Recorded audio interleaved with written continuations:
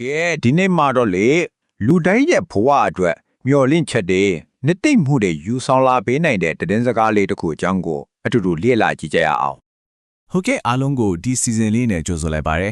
ဒီနေ့ကျွန်တော်တို့အတူတူဆွေးနွေးတော့မှာတော့ယေရှုခရစ်တော်ရဲ့သတင်းစကားထဲမှာရှိနေတဲ့အမှန်တရားနဲ့မျှော်လင့်ခြင်းဆိုတဲ့အဓိကချက်တွေပါပဲ ကဲပထမဆုံးအနေနဲ့လေကျွန်တော်တို့အားလုံးတနည်းမဟုတ်တနည်းနဲ့တော့မျှဝေခန်းစားပူးကြတဲ့ခန်းစားချက်တစ်ခုကနေအရင်ဆုံးစကြည့်ကြအောင်ငါတို့တွေဘာဒီဖြတ်သားနေရလဲဆိုတာတကယ်ရောနားလေတဲ့သူရှိရလားဆိုတဲ့မေးခွန်းမျိုးပေါ့ဒါကလေကျွန်တော်တို့အားလုံးရဲ့စိတ်ထဲမှာတစ်ခါမဟုတ်တစ်ခါတော့ပေါ်လာဖို့မှာပါတကယ်ပဲကိုယ့်ကိုနားလေပေးမဲ့သူရှိပါမလားဆိုတဲ့အတွေ့အမျိုးလေးဥပမာကြောက်ရွံ့မှုတွေဖိအားတွေ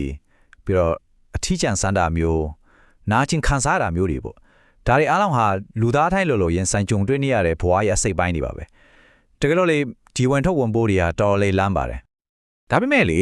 ဒီလိုယုံကံမှုတွေအတွက်တကယ်ကိုနည်းနည်းတဲ့အဖြေတစ်ခုရှိနေတယ်အဲ့ဒီအဖြေရဲ့အရင်အဖြေကတော့ချမ်းစာတွေကဒီအချက်လေးတစ်ခုပေါ်မှာအခြေခံထားတာပါဟုတ်ပါတယ်ရှင်ယောဟန်ခရစ်ဝင်ကျမ်းအခန်းကြီး1အငယ်14မှာဖော်ပြထားတာကနှုတ်ကပတ်တော်ဒီလေလူစားဒီကိုခံယူ၍ငါတို့တွင်ကျင်းဝတ်တော်မူ၏တဲ့ဒီချမ်းချက်ကကျွန်တော်တို့ဆက်ပြီးလေ့လာတော်မယ့်အရာတွေအတွက်အဓိကတော့ချက်ပါပဲဆိုတော့ခုနကချမ်းချက်ကလူစားဒီခံယူခြင်းဆိုတဲ့အယူဆကိုမိတ်ဆက်ပေးလိုက်တာပါပဲအဲ့ဒါကဘာကိုဆိုလိုတာလဲဆိုတော့ဖျားသခင်ကယေရှုဆိုတဲ့လူသားတယောက်အနေနဲ့ဒီကမ္ဘာမြေပေါ်ကိုကြွားလိုက်တဲ့အခိုက်အတန့်ကိုပြောတာပါကောင်းပြီဒါဆိုရင်ဖျားကလူသားစစ်ထစ်လာတယ်ဆိုတဲ့အချက်ကကျွန်တော်တို့အတွက်ဘယ်လိုတဲ့တရားနေလဲအဲ့ဒါကိုဆက်ပြီးကြည့်လိုက်ကြအောင်ဒီချက်ကတကယ်ကိုစိတ်ဝင်စားဖို့ကောင်းပါလေဆိုလိုတာကယေရှုမှာတဘာဝအနှစ်မျိုးရှိနေတာပေါ့တစ်ဖက်မှာသူကကျွန်တော်တို့လိုပဲလူသားစစ်ဖြစ်တယ်ဒါကြောင့်ကျွန်တော်တို့ရဲ့ယုံကံမှုတွေခံစားချက်တွေကိုအကုန်သိတယ်ကျွန်တော်တို့ရှောက်ဖူးတဲ့လမ်းတွေကိုသူကိုယ်တိုင်ရှောက်ခဲ့ဖို့တယ်ဒါပေမဲ့နောက်တစ်ဖက်မှာကျွန်တော်တို့ကတန်မိုးကြီးပြီးတန့်ရှင်တယ်အမှန်တရားနဲ့ပြည့်စုံတဲ့ဘုရားသခင်လေးဖြစ်နေပြန်ရောကဲဒီလိုတဘာဝနှမျိုးလုံးရှိနေတာကဘာလို့ဒီလောက်တောင်အရေးကြီးရတာလဲ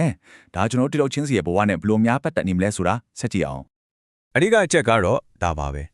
ယေရှုကကျွန်တော်တို့နဲ့အနီးကပ်ဆုံးဖြစ်အောင်ကြွလာခဲ့တာဟာကျွန်တော်တို့ကဘုရားသခင်ကိုစောက်အထဲအလိုမျိုး theory ကတည်တာမဟုတ်ပဲပုတ်ခိုးရဲ့အရာရင်းရင်းနှီးနှီးတည်ကြွလာနိုင်ဖို့ပါပဲဒါကြောင့်မို့လို့အရေးကြီးဆုံးအချက်ကတော့ဒါပါပဲယေရှုဟာလူသားလည်းဖြစ်တယ်ဖခင်လည်းဖြစ်တယ်ဒီအချက်နှစ်ခုပေါင်းစပ်လိုက်တဲ့အခါမှာသူကကျွန်တော်တို့ရဲ့အခက်အခဲကိုနားလည်နိုင်စွမ်းရှိတယ်လို့ကုငီဖို့အတွက်တန်ကိုးအစွမ်းလက်အပြည့်အဝရှိနေတာပါ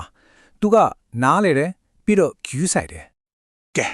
အခုနောက်ဆုံးနေနေပါတော့ဒီအချက်ที่အားလုံးကကျွန်တော်တို့ရဲ့နီးစင်ဘဝအတွက်ဘယ်လိုမျိုးမျောလင့်ချက်တွေယူဆောင်လာပေးနိုင်မလဲဆိုတာကိုကြည့်လိုက်ကြအောင်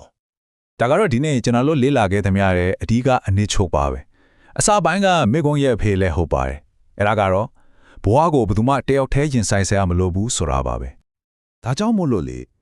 ဒီသတင်းစကားကနေပေးချင်တဲ့ပြခေါ်ချက်ကတော့ယေရှုနဲ့စကားပြောကြည့်ဖို့ပါပဲ